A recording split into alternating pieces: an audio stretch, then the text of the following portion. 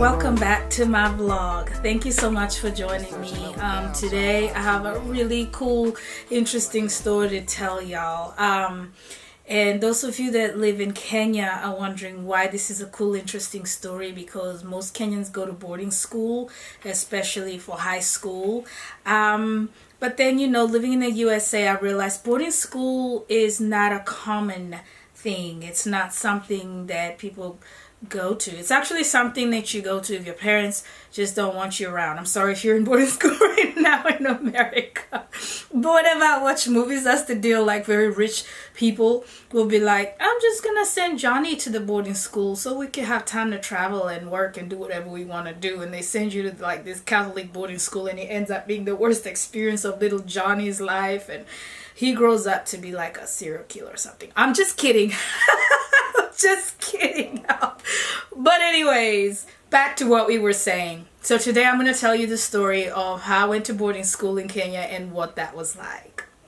But before we get started, I would like to introduce myself. If this is your first time watching this video, if it's not, I'm sorry, you have to keep hearing me say this. But if it's your first time, welcome to my vlog. My name is Lisa Kinoti. I am a singer and songwriter, originally from Nairobi, Kenya.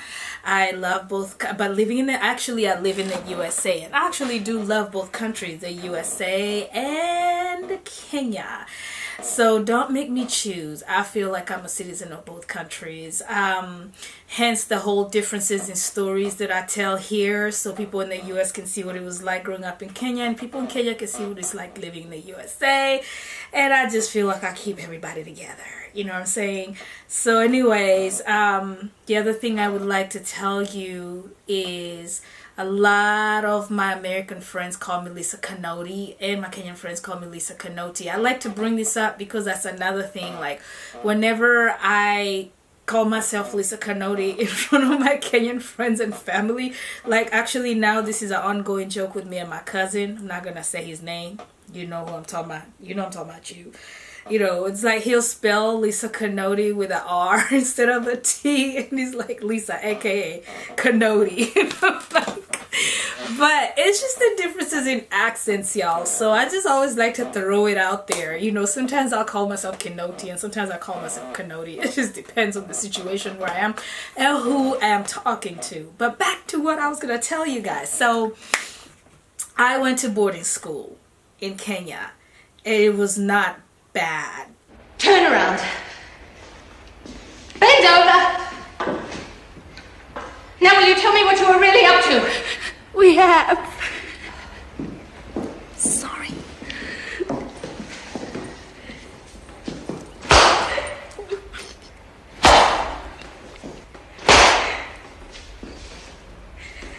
You know, for those of you who live in the USA and you've seen boarding school on movies, and it's usually like a really strict Catholic school, and you have the nun with the whip. Okay, well, they had whips. It wasn't a Catholic school, but they had whips. But, you know, it's not as bad as Hollywood makes it seem. I promise you it's not. So, you know, as you're sitting there and you're watching me through your device of choice, and you are looking at me sitting here in my black top. I have like this picture frame of New York behind me. It's like a street and a building in New York. I think it says Flatiron, New York. And you see my unique red piano. Like, who paints that piano red?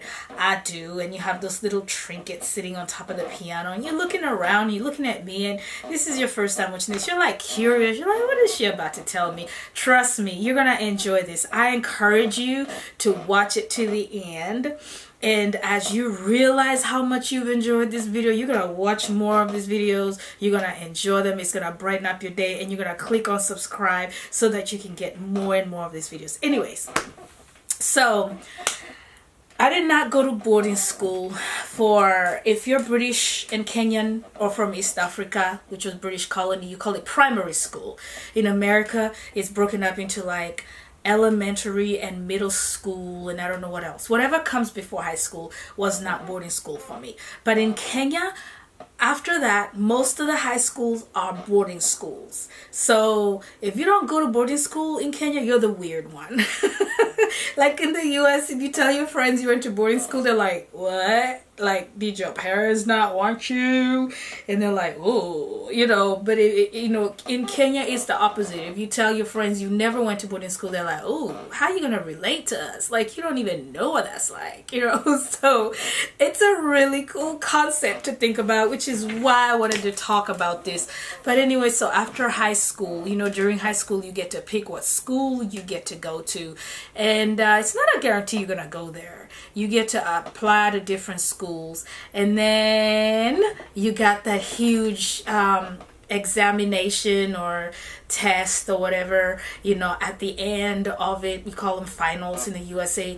And then if you do well, then you can pretty much go to any of the schools you picked. If you did semi well, the schools actually pick you. If you didn't do well, if you did not do well, nobody picks you, and you're just like, oh.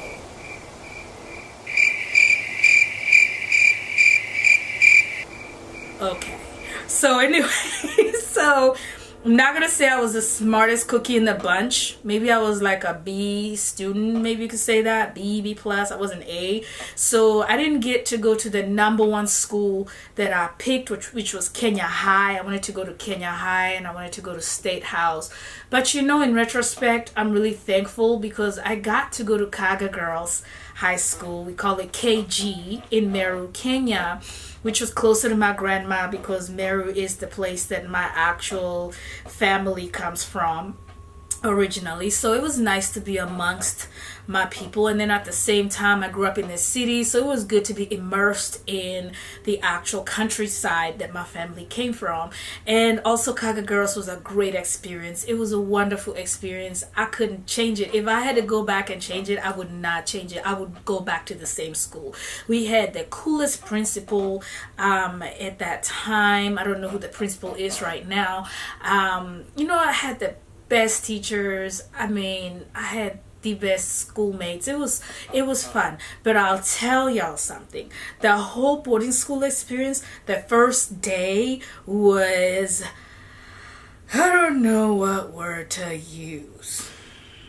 In America, if we don't know how to describe something, we say interesting. It was interesting. Interesting here doesn't mean positive or negative. It's just something you can't describe. So we're gonna go into it. So we have what we call homesick. I think Americans use that word too. That's the first thing that hits you when you go to boarding school. I don't care how much your parents got on your nerves when they try to tell you what to do and you just want to run away from home. When you go to boarding school, you're going to get homesick. I don't care if you come from the best or the worst environment ever. You are going to be homesick because you're in a totally different environment, and you're just like, oh my gosh, okay, new people I've never seen. I got to figure out who these people are. I got to learn these people. New rules, new environment, new everything. So my first day at boarding school, my parents, they pull up. It was like a 4-hour drive, I think. That's how far I was from home. And then we pull up at school, and it's beautiful. And I'm gonna see if I can post pictures of Kaaga Girls on here while I'm talking about it. But Kaaga Girls is beautiful. I remember it being green with nicely trimmed and shaped bushes, and felt like I was in the UK. And that should make sense because the UK, the British people actually built Kaaga Girls. And the principal that I had at the time, Mrs. Gladys Gishoga, she studied in Britain, so it makes sense that the whole school was modeled like that. It was beautiful, and I looked at the buildings and I was like, wow, this is nice. It was really cold too. It's closer to the mountains, so the weather was a little different. It was a little colder, and I was like, I don't know how I'm gonna get up early in the morning in this cold or go back to sleep late at night in this cold. Okay, so that was the first impression I had. But I also remember other kids being dropped off, and they all had the same look I had on my face. It's like a perplexed look. It was like I'm excited and scared at the same time, and like you're looking at your parents like, please don't leave me here. Oh my God, I gotta spend 3 months here every semester here, without going to school, without your parents helping you, without your siblings, without anybody. You gotta learn and make new friends. So So they dropped me off, and I'm like,